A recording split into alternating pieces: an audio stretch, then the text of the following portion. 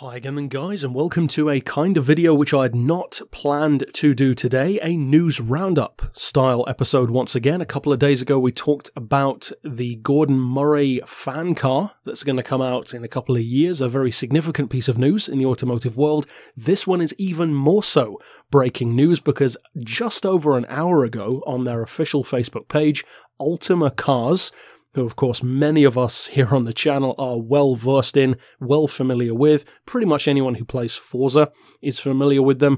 It's essentially the ultimate supercar on a budget, because often you can buy them for under six figures and it offers the performance of, in some cases, an actual race car. They're crazy fast, most notably the GTR in a number of different forms. There's a 640, 720, some with over 1,000 horsepower, top speed over 230 in those higher forms. It's an absolutely bonkers little car. I believe it broke some kind of Top Gear lap record, although I think it was unofficial, if I recall correctly. It wasn't actually done on the show, but I may be wrong about that. But the point is that this is their new car. It's simply called the Ultima Rs, and they're going to officially unveil it at Goodwood this year at the Festival of Speed, and it's going to be right next to the Supercar paddock, which is my go-to area at the festival. It's always where I go first, and it's pretty near to the entrance as well. So when I do my coverage of Goodwood this year, you can pretty much bet that you're going to see some of this car in there as well. Now, as far as the visuals, anyone who's familiar with Ultima will recognise, of course, the shape immediately. It hasn't changed in that essential design. It's the details that have changed. The lights are a different shape, especially at the front. The aero has been extensively redesigned. It has kind of like the difference between a first-generation Zonda, and then if you compare that to, for instance, a second-generation Zonda Cinque. It's got all of those little extra carbon aero-y bits all over it, which look cool, but also, of course, serve a purpose. And that purpose is to make this officially the most aerodynamically efficient Ultima they've ever built. And it also has a colossal amount of downforce. Over 1,000 kilos of downforce, in fact. That's a metric ton, for those who are unaware. So, in other words, it literally is a race car for the street. Now, as far as engine options, of course, Ultima have always set themselves apart from a lot of the other options. Let's say the Caterhams, the Ariel Atoms, even some more obscure ones like the Donkervoorts and Westfields and Durandas. In as much as they have very big engines, big Chevy V8s, and of course they're fantastic for tuning, they're also very easy to source and surprisingly affordable to manufacture and to buy, as well as crate engines and to tune.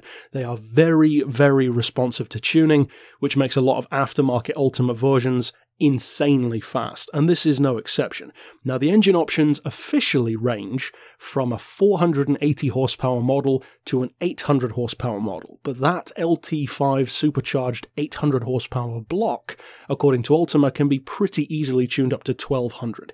So that's going to happen. As soon as the car goes on sale, you are going to see those models out there. Now, according to them, and I believe anything they say because their cars have proven time and time again what they're capable of, from the Can-Am to the GTR to all of the different variations, that the base model, the 480 horsepower model, can hit 60 in 3.3 seconds and do over 180 miles per hour. And that's aided in part, of course, by the fact that it is a coupe, and incidentally, it will only be a coupe when it comes to this vehicle. There is no Can-Am equivalent that they have planned, and of course in the future we'll see what they do as far as their new open-top range, if there will be one, etc.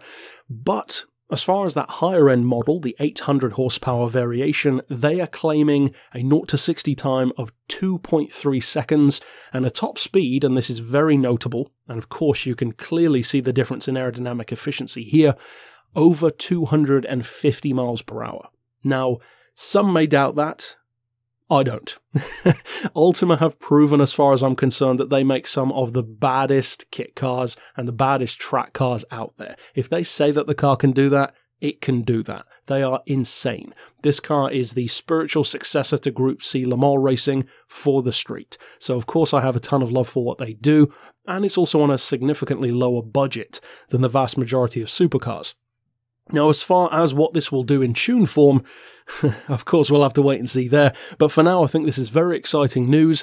I know a lot of people aren't a fan of the way that Ultima looks, but at the end of the day you could kind of consider it to be, let's say, the Land Rover of supercars. And I don't mean that in as much as it's an off-roader or something like that, but it's exactly what it needs to be. A Land Rover in its original form was not designed to be pretty, it was designed to do a job.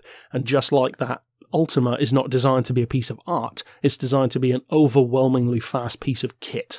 And that's exactly what it is. Just so happens to look like pretty much nothing else on the market though, which in the small, lightweight, track-going supercar world is actually kind of a big deal, because a lot of them do look a lot like each other.